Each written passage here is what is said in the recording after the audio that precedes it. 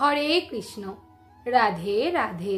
পার্শ্ব বা পরিবর্তনী একাদশী ব্রত মাহাত্ম্য কথা।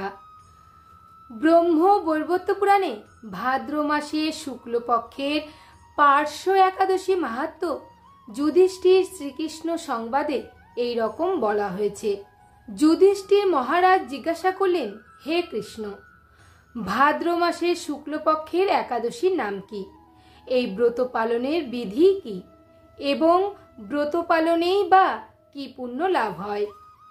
উত্তরে শ্রীকৃষ্ণ বললেন, হে ধর্মরাজ, মহাপুণ্যপ্রদা, সমস্ত পাপ হারিনি এবং মুক্তিদায়িনী এই একাদশী বাজপেয় যজ্ঞ থেকেও বেশি ফল দান করে। যে ব্যক্তি এই তিথিতে ভক্তি সহকারে ভগবান শ্রী বামন দেবের পূজা করেন তিনি ত্রিলোকে পূজিত হন।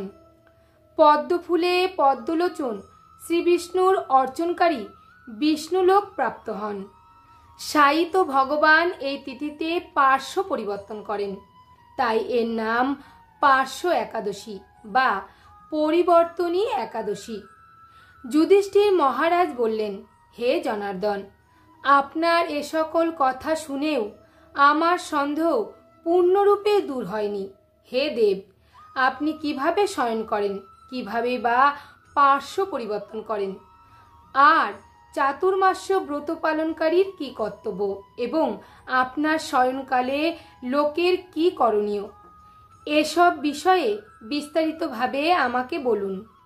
আর কেনই বা দৈত্যরাজ বলিকে বেঁধে রাখা হয়েছিল তা বর্ণনা করে আমার সকল সন্দেহ দূর করুন। শ্রীকৃষ্ণ বললেন, হে রাজন, দৈত্যকুলে আবির্ভূত প্রহ্লাদ মহারাজের পুত্র বলি আমার অতি প্রিয় ভক্ত ছিল। সে আমার সন্তুষ্টি বিধানের জন্য গো ব্রাহ্মণ পূজা ও যজ্ঞাদি ব্রত সম্পাদন করত, কিন্তু ইন্দ্রের প্রতি বিদ্বেষবশত সকল দেবলোক সে জয় করে নেয়। তখন দেবতাগণ সহ ইন্দ্র আমার শরণাপন্ন হয়েছিল। তাদের প্রার্থনায় আমি ব্রাহ্মণ বালক বেশে বামন রূপে বলি মহারাজের যজ্ঞস্থলে উপস্থিত হলাম। তার কাছে আমি ত্রিপাদ ভূমিপাত্র প্রার্থনা করেছিলাম।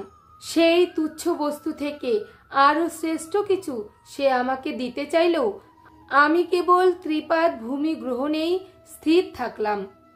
দৈত্যগুরু শুক্রাচার্য আমাকে ভগবান রূপে জানতে পেরে বলি মহারাজকে ওই দান দিতে নিষেধ করল, কিন্তু সত্যাশ্রয়ী বলি গুরুর নির্দেশ অমান্য করে আমাকে দান দিতে সংকল্প করল।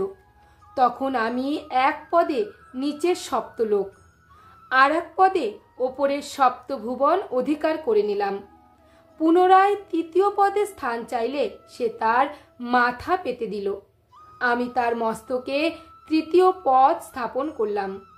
তার আচরণে সন্তুষ্ট হয়ে আমি সর্বদা তার কাছে বাস করার প্রতিশ্রুতি দিলাম। ভাদ্র শুক্লপক্ষিয়া একাদশীতে ভগবান শ্রী বামন দেবের এক মূর্তি বলি মহারাজের আশ্রমে স্থাপিত হয়। দ্বিতীয় মূর্তি ক্ষীরসাগরে অনন্তদেবের কোলে শয়ন একাদশী থেকে উত্থান একাদশী পর্যন্ত 4 মাস শয়ন অবস্থায় থাকেন। এই 4 মাস যে ব্যক্তির নির্দিষ্ট নিয়ম, ব্রত বা জপ তপ ব্যতীত দিন যাপন করে সেই মহামূর্খ জীবিত থাকলেও তাকে মৃত বলে জানতে হবে। শ্রাবণ মাসে শাক, ভাদ্র মাসে দই, আশ্বিনে দুধ, কার্তিক মাসে মাসকালাই বর্জন করে এই 4 মাস শ্রীকৃষ্ণের আরাধনা করতে হয়। প্রতিটি একাদশী ব্রত যথাযথ পালন করতে হয়। শায়িত ভগবান পার্শ্ব পরিবর্তন করে বলে এই একাদশী মহাপুণ্য ও সকল অভীষ্ট প্রদাতা। এই একাদশী ব্রত পালনে 1 সহস্র অশ্বমেধ যজ্ঞের ফল পাওয়া যায়। হরে কৃষ্ণ।